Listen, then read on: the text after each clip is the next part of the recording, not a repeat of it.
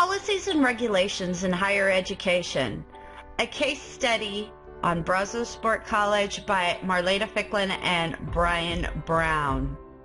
Policies and regulations are the rules and actions of society, or its surrogates, that affect the diffusion and use of instructional technology.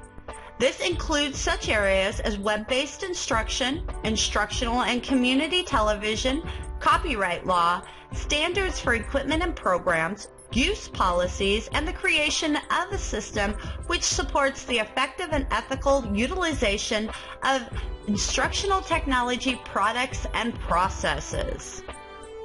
So what is distance learning? Distance learning is a way of learning remotely without being in regular face-to-face contact with a teacher in a classroom.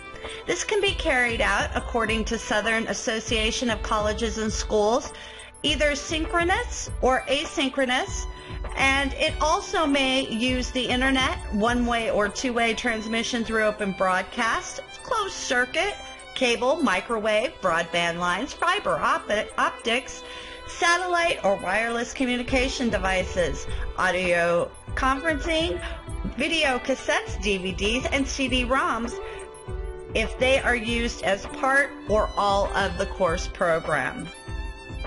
Policies and regulations in distance learning helps ensure the following: appropriate utilization of distance learning technologies, ethical behavior and practices among distance learning instructors, and quality and standards of distance learning efforts.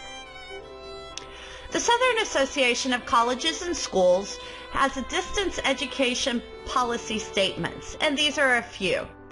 Ensuring that the student that is enrolled in the class is a student participating in the class, either by secure login, proctored test, other technology that verifies student identity. Written procedures for protecting student privacy for those enrolled in distance education courses.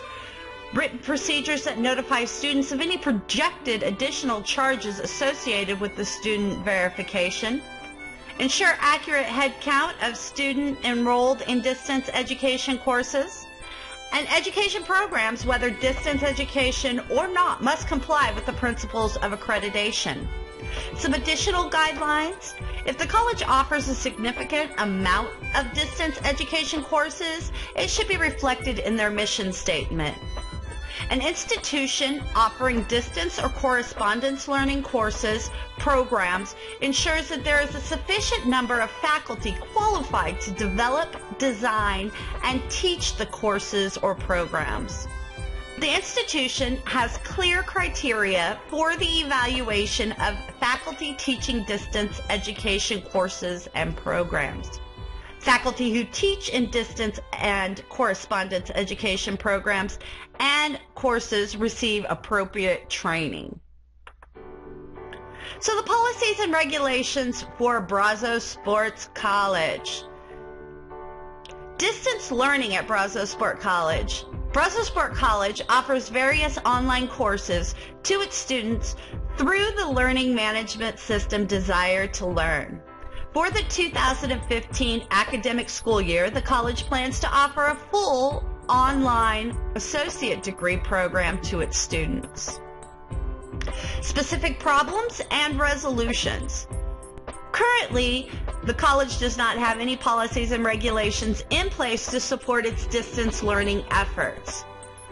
While it does maintain its accreditation limits, it doesn't have any specifically geared towards its distance learning with the increase of the amount of courses that are in the process.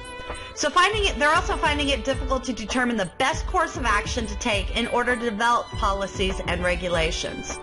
So some resolutions that Brian and I came up with was to look at the SACS's policies and regulations and adapt college policies in conjunction with them to set a better standard for faculty teaching distance education courses. To empower its faculty through required and continuous training that provides them with the best practices for utilization, course design, and copyright laws. Make sure faculty is qualified to design a distance learning course. A mission statement should reflect the policies and regulations established for distance education. So in conclusion, Brazos Sport College is in the process of increasing the number of distance education courses over the next few years and are proactive in creating policies and regulations regarding best practices when it comes to design, technology utilization, and copyright laws. The college currently has engaged a task force to get the policies and regulations completed within the required guidelines. Setting up the policies and regulations reflecting the SACS accreditation principles will assist the college to be more successful in their endeavor.